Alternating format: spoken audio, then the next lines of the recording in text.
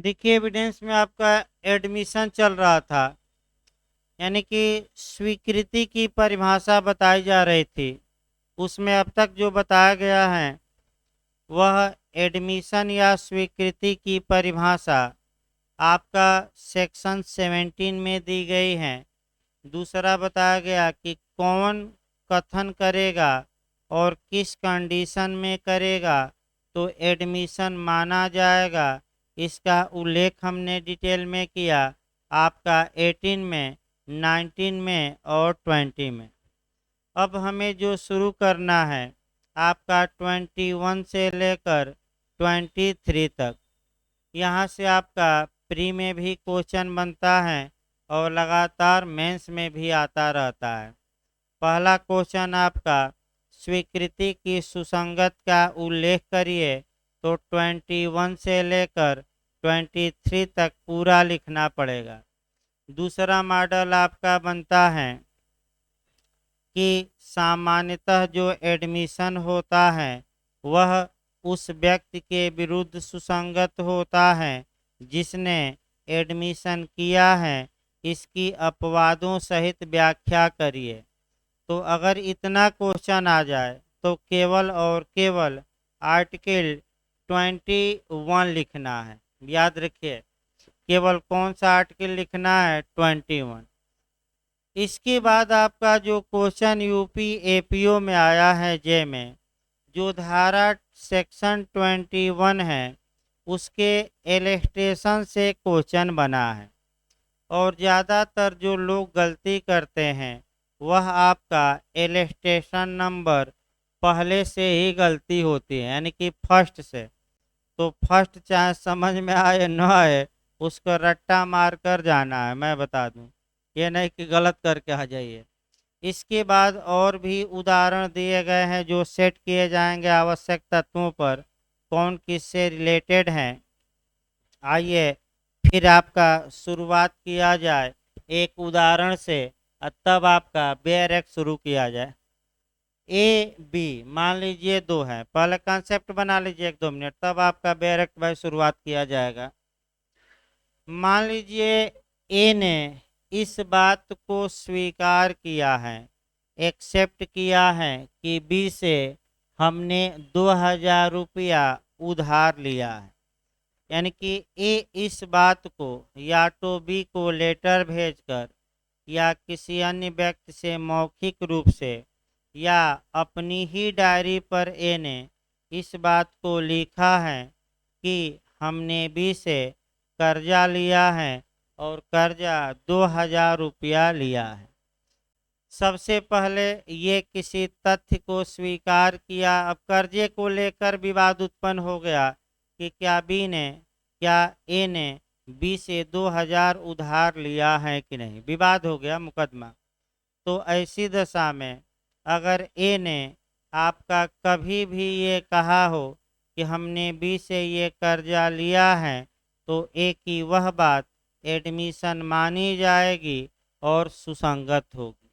अगर ए इस बात को एक्सेप्ट करता है, एडमिट करता है कि हमने बी से 2000 रुपया उधार लिया है, तो तुरंत आपका दिमाग क्लिक करना चाहिए, ये बात ए के फेवर में जाएगी कि ए के विरोध में। तो किस में जाएगी भाई? 2000 रुपया लौटाना पड़ेगा बी को, तो हित में कि हित के विपरीत की हित के पक्ष में, हित के विपरीत जाएगी। अतः मैं पिछले लेक्चर में आपको कॉन्सेप्ट भी बताया था कि एडमिशन को क्यों रेलेवेंट बनाया गया है, क्योंकि वह कथनकर्ता के हित के विपरीत होती है। और फिर मैं बताया कि जब भी कोई व्यक्ति अपने हित के विरुद्ध बातें करता है तो ये कानून मानता है कि सामान्यतः वह बातें सत्य होंगी, ट्रू होंगी, तभी तो अपने विरोध में कुछ बातें किया है, नहीं तो फेवर में भी कर सकता था। अतः ऐसी दशा में तुरंत अब नियमों पर आइए। जो ये ए ने एडमिशन किया, तो यह जो एडमिशन होगा यह ए के अगेंस्ट में रेलेवेंट होगा और साबित किया जाएगा, और या ए के हित प्रतिनिधि या लीगल रिप्रेजेंटेटिव के प्रति सुसंगत या रेलेवेंट होगा और साबित किया जाएगा। तो दूसरा जो टेक्निकल क्वेश्चन आपका बनता है कि एडमिशन का इफेक्ट क्या होगा, पर्सोनम होता है कि रेम होता है। अब दोनों को पहले समझिए भाई। पर्सोनम का मतलब होता है आपका व्यक्तिबंधी। व्यक्तिबंधी का मतलब होता है कि ऐसे तथ्य से, ऐसी बात से केवल पक्षकार और उसके हित प्रतिनिधि बाध्य होते हैं। इसका मतलब कि अगर ए ने इस बात को एक्सेप्ट किया है कि मैं बी से 2000 रुपया उधार लिया हूँ, तो ए की यह बात ए के ही सिर पर फूटेगी। और ए के किसके सिर पर फूटेगी? हित प्रतिनिधि या विधिक प्रतिनिधि। तो एक बना लिया जाए, कौन हित प्रतिनिधि हो गया? सी। अब यहाँ क्वेश्चन ये आया कि जो एडमिशन होता है वह आपका, उसका इफेक्ट क्या होता है? इफेक्ट या प्रभाव क्या होता है? दो प्रभाव मैं बता रहा हूँ, तब आप बताइए। एक प्रभाव पर्सोनम होता है। पर्सोनम का मतलब व्यक्तिबंधी। व्यक्तिबंधी का मतलब ये हुआ कि वह बात केवल और केवल किसी पर्टिकुलर व्यक्ति के विरुद्ध लागू होगी, पूरे संसार के विरुद्ध नहीं। तो अगर ए एडमिशन किया है तो यह बात किसके विरुद्ध सुसंगत या उचित होगी और न्यायालय में साबित भी की जा सकेगी? क्या पूरे विश्व के खिलाफ कि ए के खिलाफ? और ए के खिलाफ और ए के हित प्रतिनिधि। तो स्वीकृति से कौन बाध्य होते हैं? जो स्वीकृति करता है और उसका हित प्रतिनिधि। तो स्वीकृति का ये जो प्रभाव है, इसी को एक लाइन में लीगल वर्ड में हम क्या कहते हैं? पर्सोनम। याद रखिए, अगर एक एक कथन से पूरा विश्व बाध्य हो जाए तब उस प्रभाव को हम कहते हैं रेम। लेकिन याद रखिए भाई, स्वीकृति का प्रभाव रेम नहीं होता, बल्कि क्या होता है?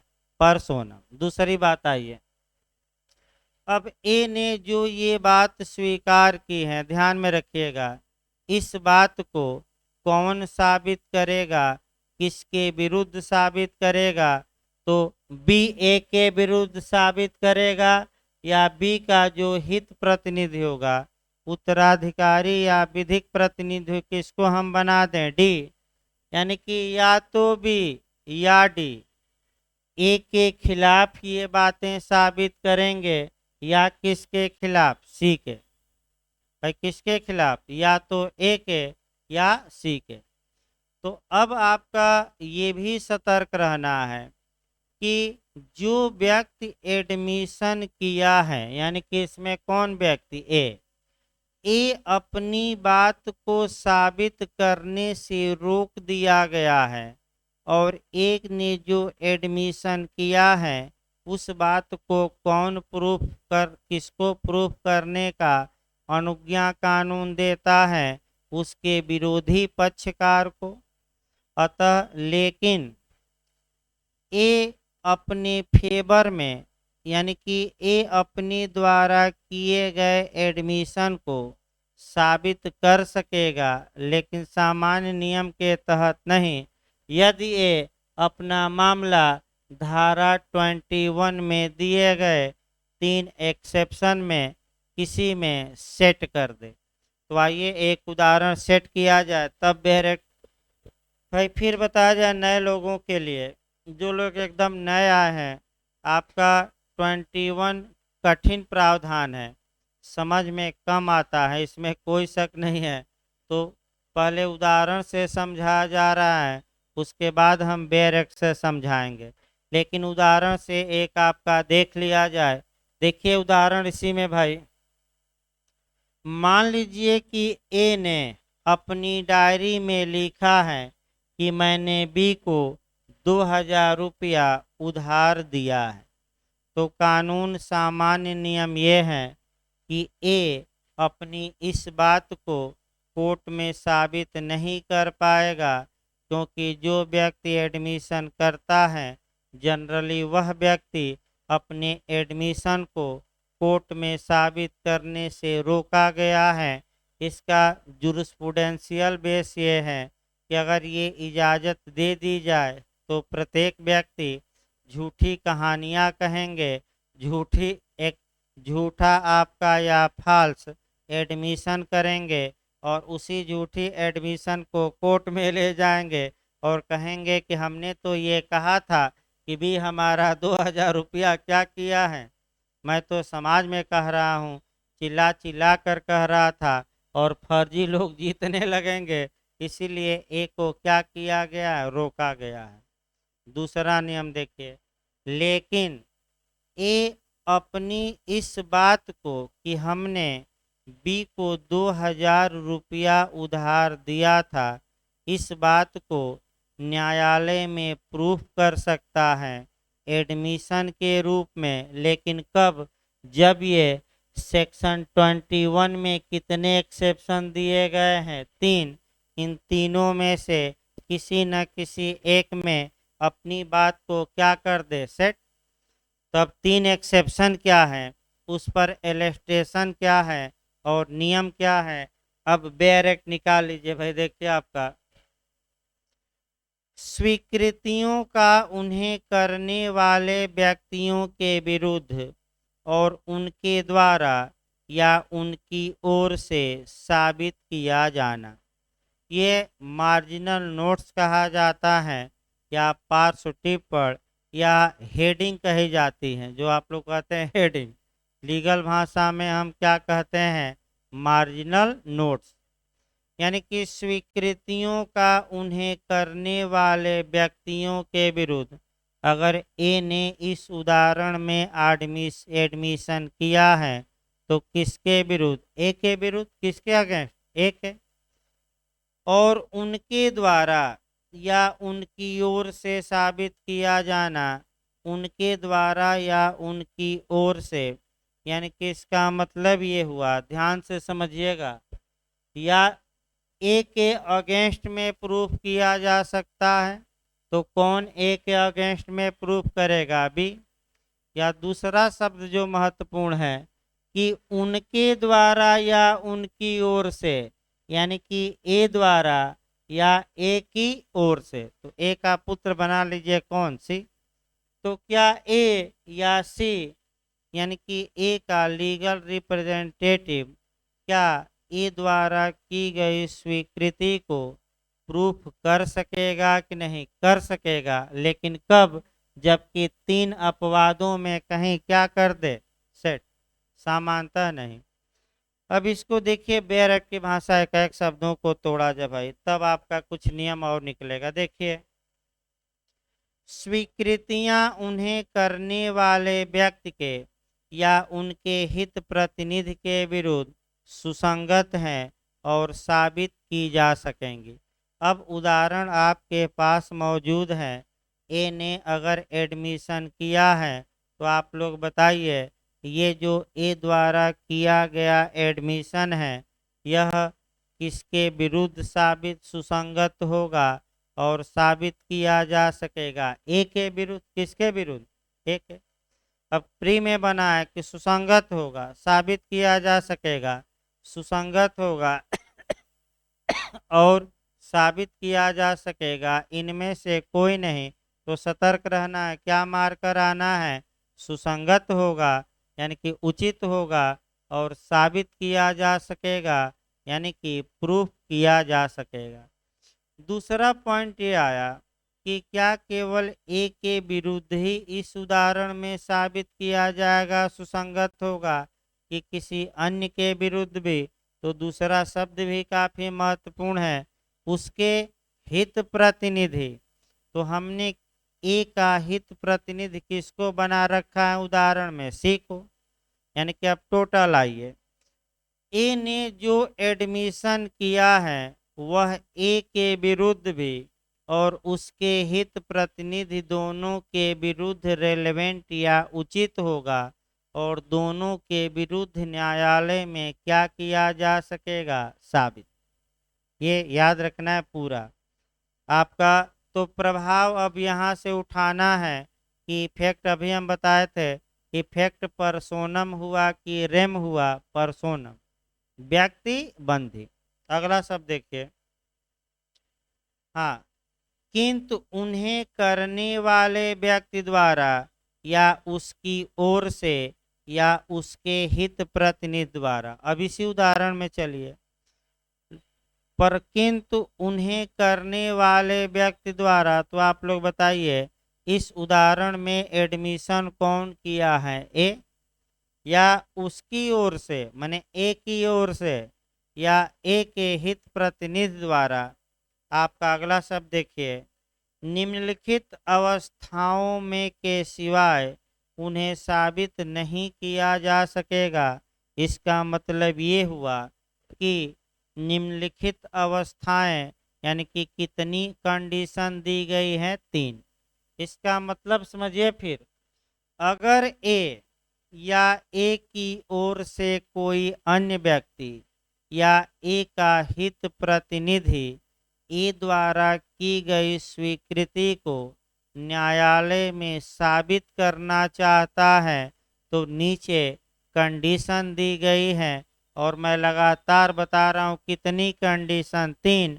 और इन 3 कंडीशनों में ए का मामला आएगा, तभी ए या ए की ओर से कोई अदर या ए का हित प्रतिनिधि ए द्वारा की गई स्वीकृति को न्यायालय में प्रूफ कर पाएगा। तो आखिर कंडीशन क्या है, उन्हीं कंडीशनों को देखना है।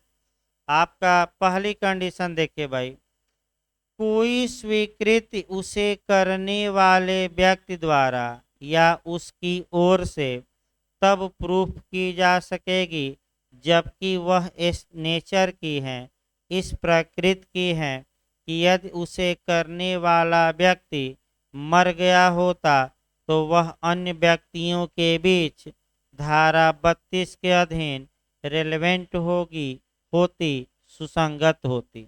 अब अच्छे से इसको समझिए, यानी कि कोई एडमिशन किया गया और आपका ये चाहता है कि हम अपने द्वारा की गई स्वीकृति को कोर्ट में साबित कर दें, या ए का उत्तराधिकारी चाहता है। तो पहला आपका पॉइंट ये बताता है कि अगर ए इस बात को न्यायालय में साबित कर दे कि हजूर हमने जो एडमिशन किया है, यदि मैं मर गया होता तो ये जो एडमिशन है ये सेक्शन 32 के तहत अन्य व्यक्तियों के बीच में रेलेवेंट होता। तब सेक्शन 32 क्या है और एक दो उदाहरण कम से कम उस पर भी जानना है, और दृष्टांत तो अलग से बताए ही जाएंगे क्योंकि हर एक दृष्टांत यहाँ लगातार क्वेश्चन बन रहे हैं। पहले नियम जानिए फिर एक बार देखिए। अब 32 सेक्शन में 8 ऐसी कंडीशन दी गई हैं जहाँ की कोई व्यक्ति मर गया हो, मिल नहीं सकता, आपका दूर चला गया हो, लेकिन सब में नहीं, यहाँ एक ही शब्द लिखा गया है, दूर जाने से मतलब नहीं है, बल्कि ये लिखा हो कि अगर मैं कथन ये किया हूँ, अगर मैं क्या होता, मर गया होता, तो ये कथन हमारा 32 के किसी न किसी एक क्लाज में क्या हो जाता, सेट हो जाता। अतः ऐसी दशा में हमारा मामला पहला अपवाद में आ रहा है, अतः मुझे मेरे द्वारा की गई स्वीकृति को साबित करने दिया जाए फेवर में अपने। अब एक उदाहरण इस पर बनाना है, देखिए ध्यान से भाई। एडमिशन ए एक अपनी डायरी लिखता है, डायरी कांड देख लिया जाए, आगे बताना भी है 34 में, कई डायरियों का राज खोलना है।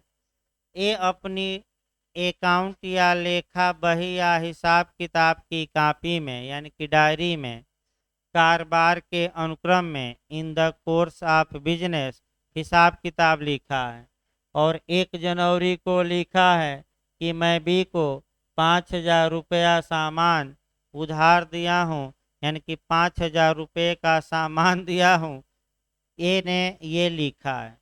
अब आप ये कहेंगे कि ए ने यह एक्सेप्ट किया, एडमिट किया, एडमिशन किया कि वह बी को 5,000 रुपया उधार दिया है, तो सामान्य नियम ये है कि ए अपनी इस बात को कोर्ट में साबित नहीं कर पाएगा।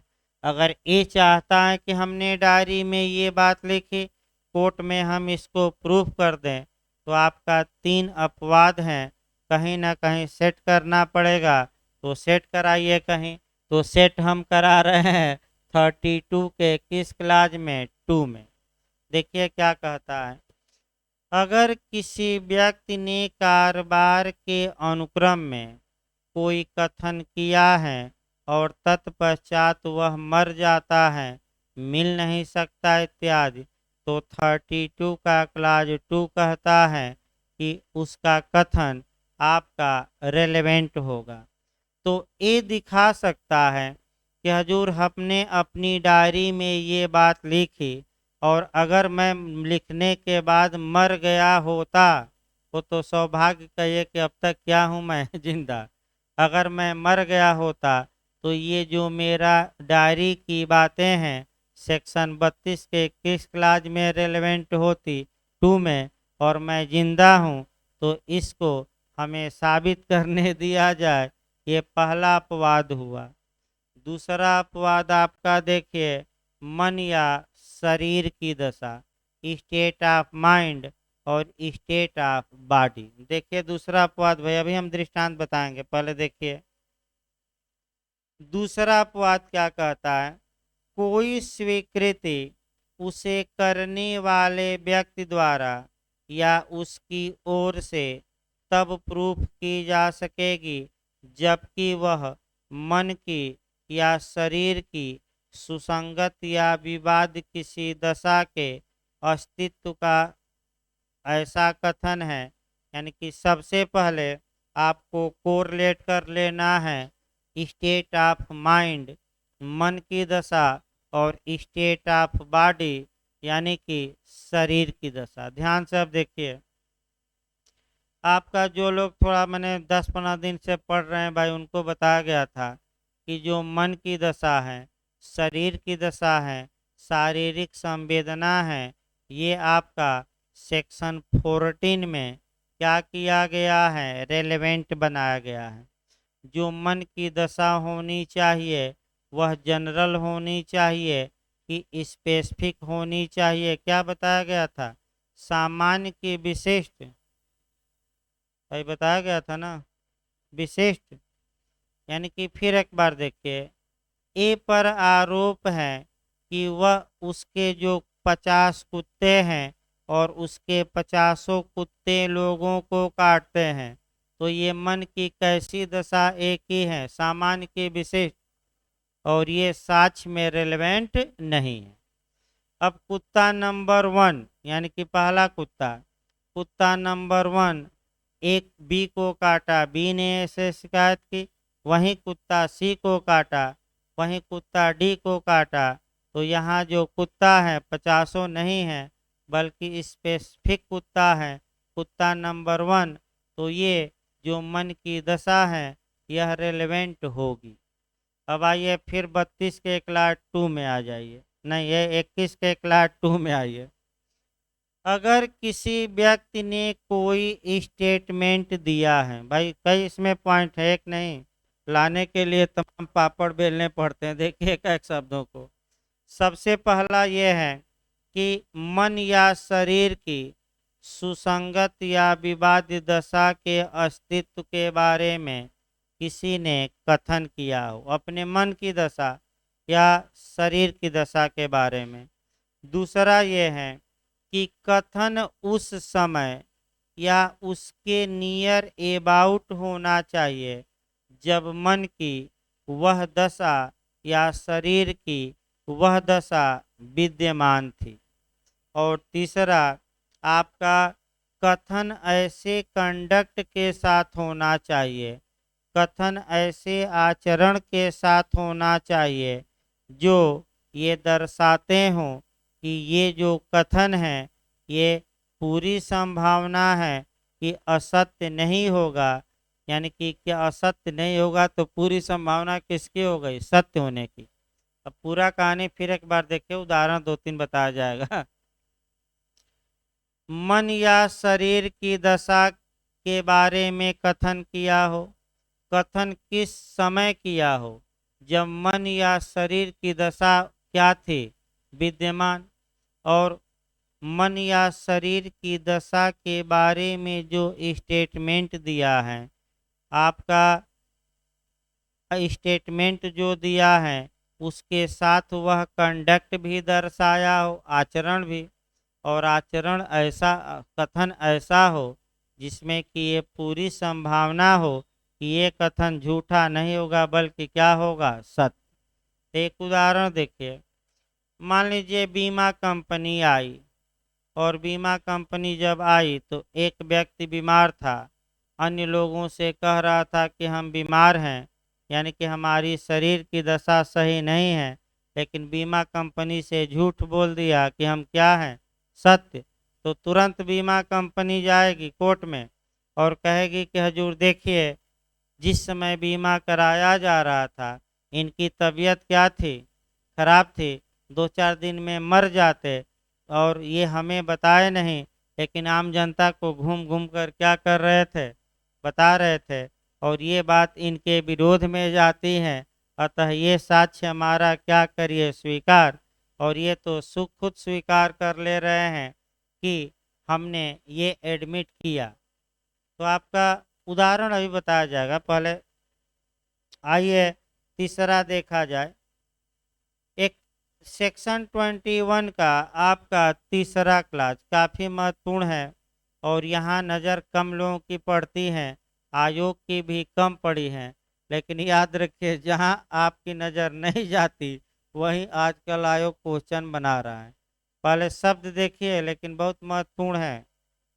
कोई स्वीकृति उसे करने वाले व्यक्ति द्वारा या उसकी ओर से साबित की जा सकेगी यदि वह स्वीकृति के रूप में नहीं किंतु अदरवाइज या दूसरे प्रकार से या अन्यथा सुसंगत हो। इसको थोड़ा समझने का प्रयास करिए भाई, क्योंकि यहाँ से वर्तमान में आपका क्वेश्चन बनने का पूरा चांस है। देखिए ध्यान से, अब ध्यान से आप पहले देखिए एक उदाहरण। ए ने एडमिशन किया, तो ए भाई साबित नहीं कर पाएगा। ए पहले अपवाद में भी अपना मामला नहीं ला पाया, जो दूसरा हमने मन या शरीर की दशा के बारे में अपवाद बताया उसमें भी नहीं ले पाया। तो ऐसी दशा में तीसरा पॉइंट क्या कहता है कि ए ने जो कथन किया है वह कथन वह एडमिशन के रूप में, स्वीकृति के रूप में न्यायालय में पेश ही न करे। ध्यान से समझिए, यानी कि ये अपने कथन को जो एडमिशन है, एडमिशन के रूप में सेक्शन 21 में पेश न करे। तो जब न करे तो ए अपने इस कथन को अन्यथा सुसंगत बना दे। अन्यथा का मतलब ये हुआ कि वह अपनी बातों को 5 से लेकर 55 तक की जो धाराएं हैं कहीं और सेट कर दे, एडमिशन के रूप में नहीं बल्कि किस रूप में, दूसरे रूप में। फिर इसको समझिए, थोड़ा कठिन जरूर है आपका, इसके बाद आसान सब आएगा। यही एक कठिन थोड़ा धारा भी है, समझने में थोड़ा दिक्कत आती है भाई। फिर एक बार देखिए, यानी कि अदरवाइज का मतलब ये हुआ कि ए ने जो एडमिशन किया है उसे एडमिशन के रूप में न्यायालय में प्रस्तुत ही न करे, बल्कि ए अपने कथन को किसी अन्य धारा में सेट कर दे। तो आखिर कौन कौन सी धाराएं हैं जिसमें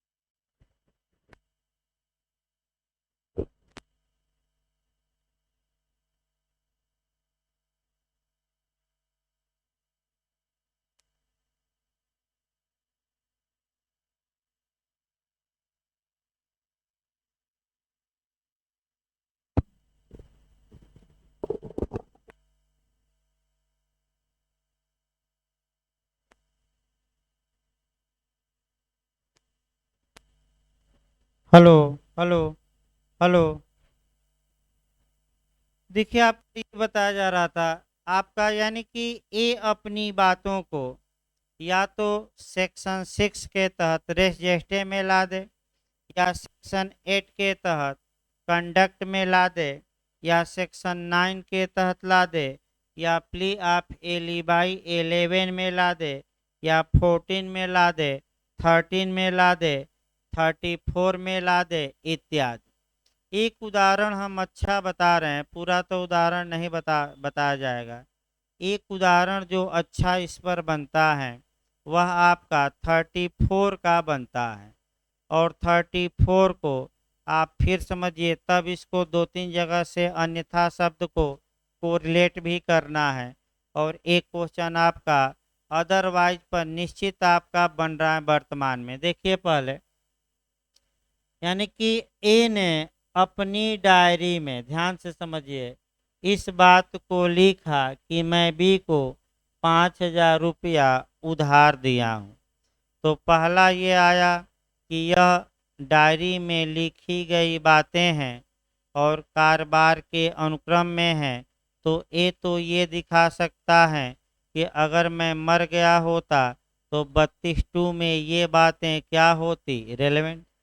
एक और उपाय है, ए एडमिशन के रूप में इसे प्रस्तुत न करे और जाकर किस धारा का सहारा ले, एविडेंस के 34, कि हजूर हम इसे एडमिशन के रूप में प्रस्तुत नहीं कर रहे हैं, बल्कि हम अकाउंट या लेखा बही के रूप में प्रस्तुत कर रहे हैं। यानी कि कारोबार के अनुक्रम में, in the course of business में, हमने अपने बही खाते अकाउंट में, लेखा बही में कुछ बातें लिखी थी। वे बातें सेक्शन 34 में क्या हैं, रेलेवेंट हैं, मेरे जिंदा रहते हुए रेलेवेंट हैं। अतः इसे एडमिशन न माना जाए, बल्कि हमारे कथन को किस धारा में सुसंगत माना जाए, 34। अब अदरवाइज को थोड़ा बहुत दो चार लाइन जोड़िए। अदरवाइज से कैसे क्वेश्चन बनते हैं। अदरवाइज जो शब्द ये लिखा गया है, इसका मतलब हुआ किसी अन्य प्रकार से, किसी दूसरे माध्यम से, किसी दूसरे ढंग से। और इसको आपका तीन चार जगह से जरूर कोरिलेट करके पढ़िएगा। आपका देखिए कहाँ कहाँ कोरिलेट करना है। आपका संविधान का अनुच्छेद 356 जो अभी बिहार में पूछा गया था, संविधान का कौन सा अनुच्छेद कोरिलेट करना है, 356, ये बिहार में आया था। इसके बाद आपका एक CRPC 190(1)(c), भाई लिख दें आगे, ये CRPC की धारा है। ये किसका अनुच्छेद है, संविधान का। इसके बाद CPC का एक बता दिया जाए, जो अभी पिछली बार UPJ में आ चुका है, आदेश 20 का, नियम 19 का, रूल 3। तीन केवल हम बताते हैं उदाहरण। आदेश 20, रूल 19 का उपनियम कौन सा, सब रूल 3। तीन केवल हम कोरिलेशन बताते हैं, ध्यान से समझिए। संविधान के अनुच्छेद, अभी बिहार में भाई फिर बताया जाए, पूछा गया था, कई लोग गलत करके आ गए थे। संविधान के अनुच्छेद 356 में भी देखिए क्या कहा गया है। किसी राज्य में राष्ट्रपति शासन की बात की गई है, तो आपका बेयर एक्ट बताता है कि यदि भारत के राष्ट्रपति को, प्रेसिडेंट को यह बिलीव हो जाए, यह समाधान हो जाए, तो आपका कैसे समाधान हो जाए, या तो गवर्नर या राज्यपाल की रिपोर्ट पर, या अदरवाइज यानी कि अन्यथा। तो बिहार में ये पूछा गया था कि राष्ट्रपति को जो समाधान होता है, किसकी रिपोर्ट पर समाधान होता है, संसद की, सुप्रीम कोर्ट की, राज्यपाल की, उपर्युक्त सभी की, तो किसकी संस्तुति पर, राज्यपाल। अब शब्द आपका जो पकड़ना है कि राष्ट्रपति शासन लगाया जा सकता है, राज्यपाल की रिपोर्ट पर, अन्यथा समाधान होने पर दोनों, इनमें से कोई नहीं तो दोनों मार कर आइएगा। अदरवाइज इसलिए शब्द रखा गया कॉन्स्टिट्यूशन में कि हो सकता है कि गवर्नर और मुख्यमंत्री आपस में साठ गांठ कर ले।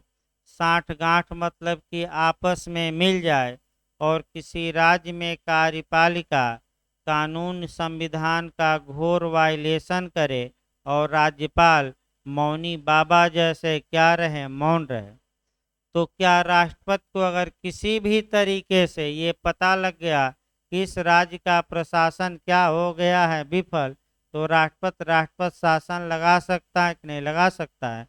तो कहाँ से ये शब्द निकला कि अदरवाइज, मैंने राष्ट्रपति को अन्य किसी भी प्रकार से क्या मिलने पर जानकारी।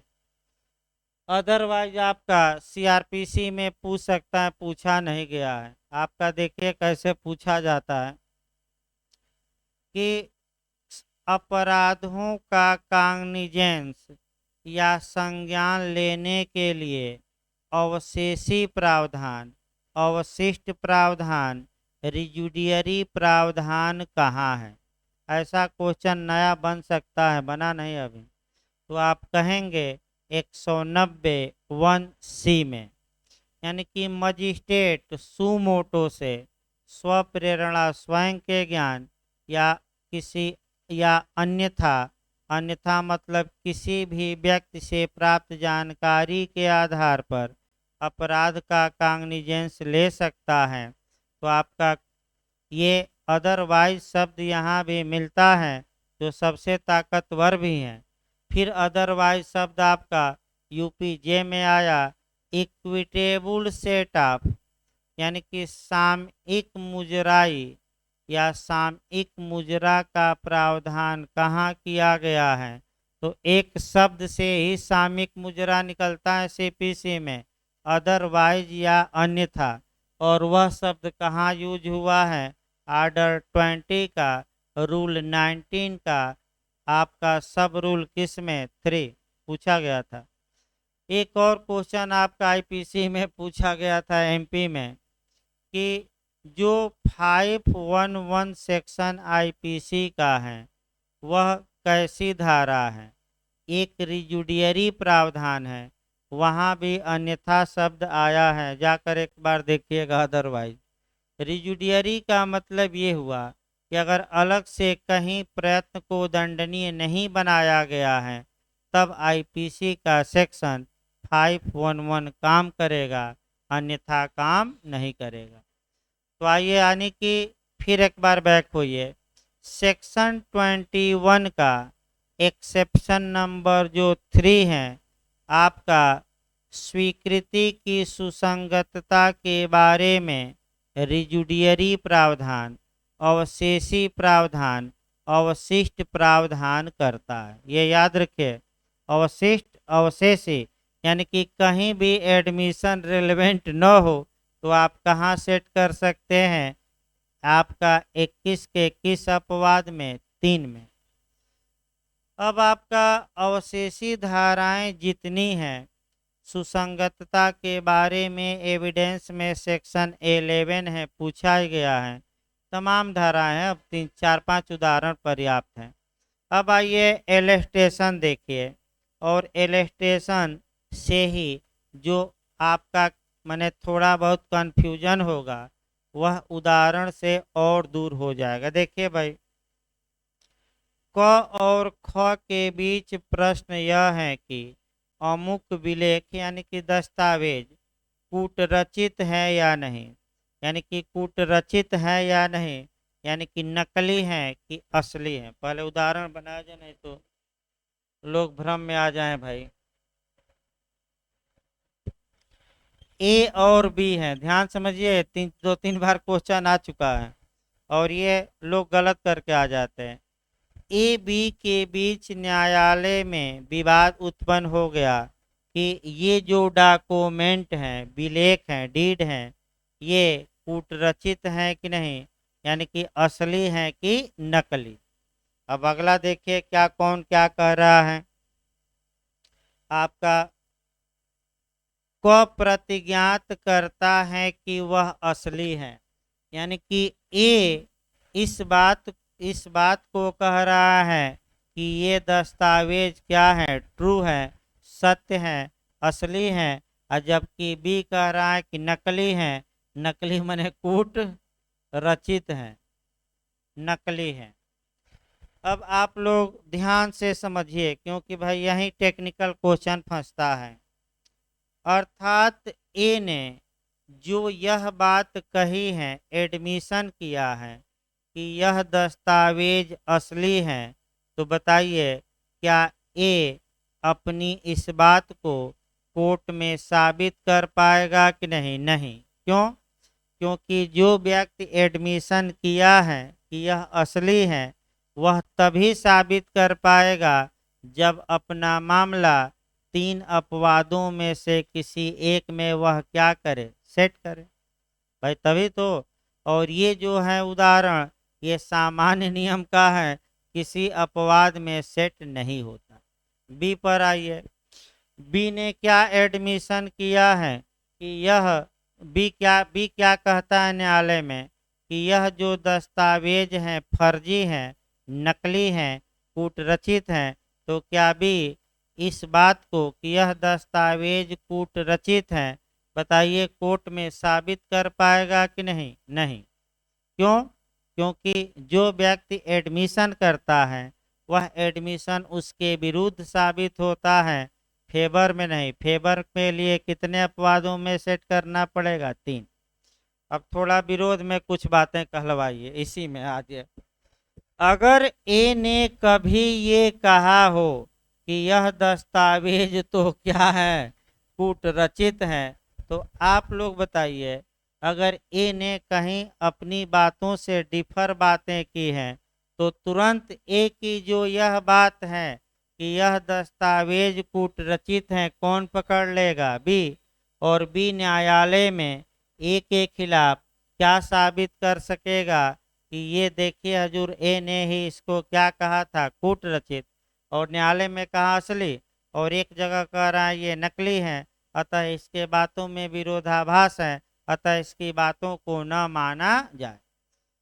बी कह रहा है कूटरचित है, लेकिन अगर बी का कहीं भी निकल गया या कहीं दस्तावेज में अगर बी ने ये लिख दिया हो कि ये तो दस्तावेज क्या है, असली, अब मैं तो एक को फंसाने के लिए इसे नकली बोल रहा हूँ, तो जो ये असली बी ने कहा है, इस बात को कौन साबित कर पाएगा? बी की बात को? ए भाई, क्योंकि ए के वो क्या जाएगा, फेवर में, क्योंकि ए भी। यानी कि इसका मतलब ये हुआ कि अपनी अपनी बातों को तो साबित नहीं कर पाएंगे, लेकिन कर पाएंगे।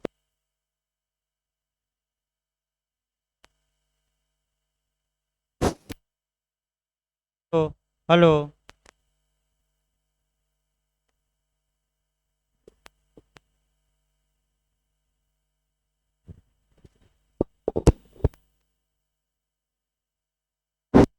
तो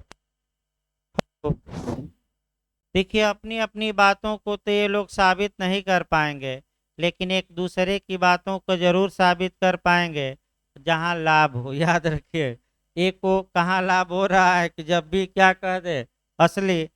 अब बी को कहाँ लाभ हो रहा है, जहां ए क्या कह दे, नकली। यानी कि कुल मिलाकर ये दृष्टांत जो है ये सामान्य नियम पर आधारित है। अगला देखिए भाई दृष्टांत आपका, दूसरा दृष्टांत देखिए।